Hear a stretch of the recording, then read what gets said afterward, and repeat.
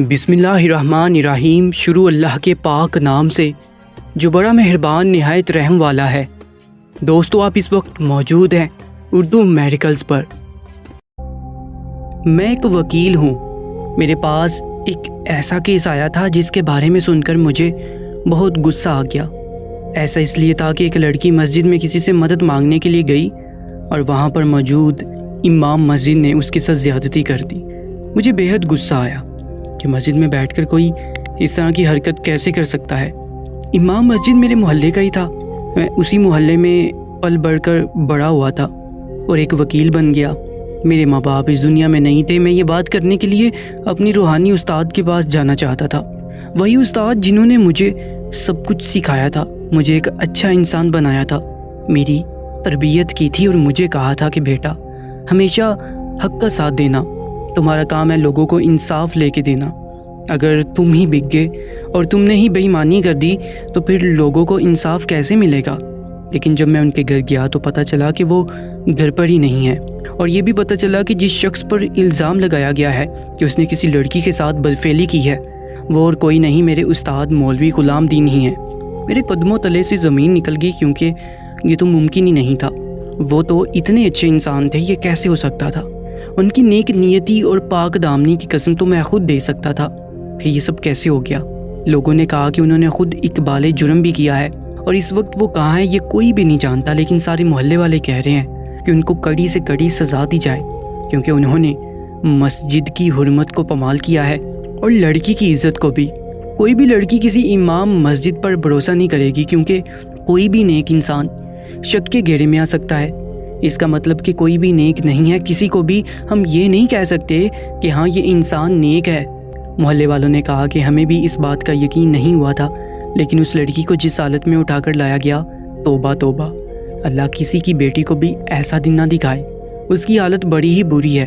دراصل وہ لڑکی اپنے گھر سے بھاگ کر گئی تھی، کیونکہ اس کے گھر میں جائیداد کو لے کر کوئی لڑائی چل رہی تھی، اور لڑائی اس حد تک بڑھ چکی تھی کہ اس کے سگے چچا نے اپنے بیٹوں کے ساتھ گھر پر حملہ کر دیا۔ اس نے ان کے ساتھ جانے سے منع کیا ہے۔ اس کے گھر میں صرف اس کے بوڑھے بابا اور جوان بہنیں ہی تھیں، کوئی بھائی نہیں تھا۔ باقی بہنیں تو کہیں نہ کہیں چھپ گئیں، لیکن یہ ان کی نظر میں آ گئی۔ وہ لوگ اتنے پاگل ہو چکے تھے کہ کچھ بھی کرنے کو تیار تھے، اس لیے اپنے گھر سے بھاگ اٹھی اور بھاگتے بھاگتے مسجد میں گئی۔ بیچاری یہی سوچ کر گئی ہوگی کہ وہاں پر کوئی اللہ والا بندہ بیٹھا ہوگا اور میری جان بچا لے گا، لیکن وہاں پر بھی اس کی عزت لٹی گئی۔ کتنا برا ہوا بیچاری کے ساتھ۔ میں نے کہا کہ وہ لڑکی اب کہاں ہے؟ جس محلے والے سے میں یہ سب باتیں پوچھ رہا تھا، اس نے بھی میرے ساتھ ہی تعلیم حاصل کی تھی۔ وہ میرا دوست تو نہیں تھا، لیکن مجھے اچھی طرح سے جانتا تھا۔ اس نے کہا کہ وہ لڑکی ابھی ہسپتال میں ہے، اس کی حالت بہت بری ہے۔ جن لوگوں نے اس کے گھر پر حملہ کیا تھا اس کو پولیس پکڑ کر لے گئی ہے۔ اس کے باپ کو ہارٹ اٹیک آیا ہے، اور چھوٹی بہنیں ان کی کسی رشتہ دار کے گھر پر ہیں، وہاں پر انہوں نے پناہ لی ہے۔ اس لڑکی کی ماں بھی نہیں ہے۔ بیچاری پر کتنا بڑا ظلم ہوا ہے۔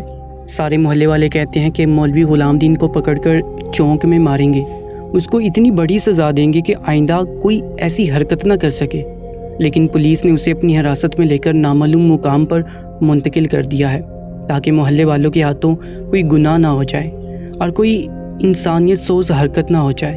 لیکن جو اس نے کیا وہ بھی تو انسانیت سوز ہی تھی۔ میں نے کہا کہ تمہارے بھی تو استاد تھے، کیسے کہہ سکتے ہو؟ تم بھی تو اس آدمی کو اچھی طرح جانتے ہو نا۔ اس آدمی نے کہا کہ آج کل تو کسی کا بھروسہ نہیں ہے، کب کیا کر جائے انسان، ہم کسی کی گواہی تھوڑی دے سکتے ہیں، کب کس کے اندر شیطان آ جائے، ہم کچھ نہیں کہہ سکتے بھائی، ہمیں تو ان سب معاملوں سے دور ہی رکھو۔ میں نے کہا کہ مجھے اس لڑکی کی فیملی سے ملنا ہے، تو انہوں نے کہا کہ یہ ممکن نہیں ہوگا، وہ کسی سے بھی ملنا نہیں چاہتے ہیں، اور لڑکی کو بھی ہوش نہیں آیا ہے، اس سے بھی کوئی مل نہیں سکتا ہے۔ میں اسپتال بھی گیا، وہ لڑکی واقعی بے ہوش تھی، اس کی حالت بہت بری تھی۔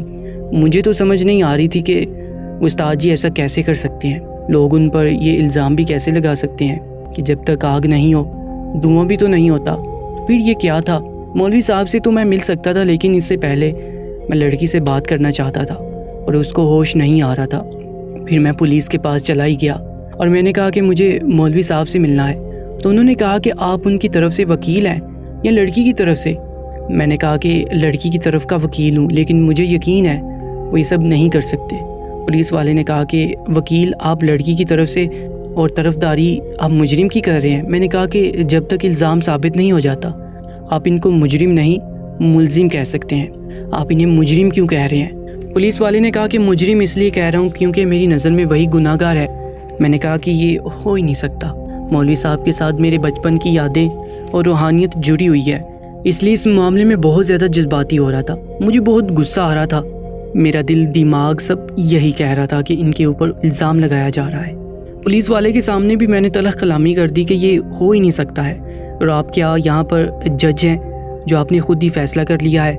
کیا ثبوت ہے آپ کے پاس؟ پولیس والے نے کہا کہ محلے کے 4 آدمیوں نے ان کو یہ سب کچھ کرتے ہوئے دیکھا ہے، لڑکی بھی بے ہوش ہو چکی تھی، اس کو اٹھا کر ہسپتال لے گئے اور مولوی صاحب کو پکڑ کر پولیس کے حوالے کر دیا۔ میں نے کہا کہ میں نہیں مانتا۔ اس نے کہا کہ مسجد میں بھی آج کل CCTV کیمرے لگانے کا حکم ہوا ہے، اس محلے کی مسجد میں بھی کیمرہ لگا ہوا تھا جس کی ریکارڈنگ بھی ہمیں مل گئی ہے۔ ویسے تو ان 4 لوگوں کی گواہی بھی کافی تھی، پر CCTV فوٹیج نے تو سارا معاملہ کلیئر کر دیا ہے۔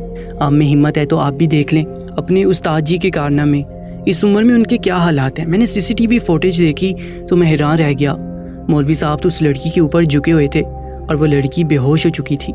میری آنکھیں حیران رہ گئی کہ یہ کیا ہو رہا ہے۔ پھر مولوی صاحب سے ملا تو وہ چپ چاپ بیٹھے تھے، انہوں نے کہا کہ اچھا تم ہو وکیل؟ میں نے کہا یہ آپ نے کیا کر دیا، کیسے ہو گیا یہ سب؟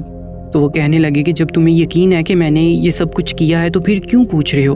جگ ہسائی میری ہوگی، جج کو کہنا کہ مجھے سزائے موت دے دو، میں کسی کو منہ دکھانے کے قابل نہیں رہا، اس معاشرے میں کیسے جاؤں گا؟ پورے محلے میں میری عزت تھی لیکن میری عزت برباد ہو گئی، لوگوں نے مجھ پہ الزام لگایا، مجھے دھکے دے کر پولیس کے حوالے کیا، اب میرے پاس کچھ بھی نہیں بچا ہے، میں تو چاہتا ہوں کہ مجھے یہیں پر موت آ جائے۔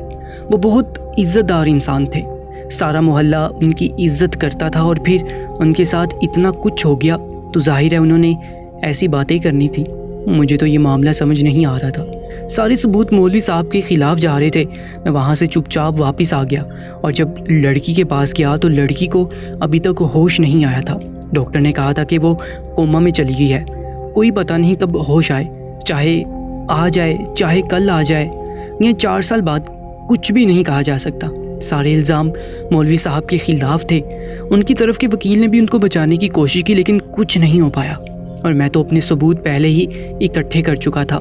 لیکن جیسے ہی جج ان کو سزا سنانے لگا بیچ میں کوئی دخل پڑ گیا اور جج کے کان میں آ کر کسی نے کوئی بات بتائی۔ تھوڑی دیر کے بعد کہا گیا کہ ایک اور گواہ ہے جو بیان دینا چاہ رہی ہے، اور سب حیران رہ گئے کہ یہ وہی لڑکی تھی جس کے ساتھ زیادتی ہوئی تھی، وہ بھی کورٹ میں آ گئی اور اس نے آ کر سب کو ایسی بات بتائی کہ سب حیران رہ گئے۔ اس نے کہا کہ میں بھاگتی ہوئی جو مسجد گئی، اس سے پہلے ہی میری کزن نے میری عزت لوٹ لی تھی اور میری حالت بہت زیادہ بری ہو چکی تھی۔ میں نے مولوی صاحب کو سب کچھ بتایا، اور جیسے آپ لوگوں نے ویڈیو میں دیکھا میں نے ان کا گریبان پکڑا تھا لیکن بچنے کے لیے، کیونکہ مجھے چکر آ رہے تھے اور میں بے ہوش ہو گئی۔ اس کے بعد مولوی صاحب نے دیکھا کہ میری سانس بند ہو گئی ہے تو وہ مجھے سانس دے رہے تھے کہ کسی کو بچانا ہوتا ہے تو اسے اپنی سانس کیسے دی جاتی ہے، اس سب سے آپ سب اچھی طرح واقف ہیں۔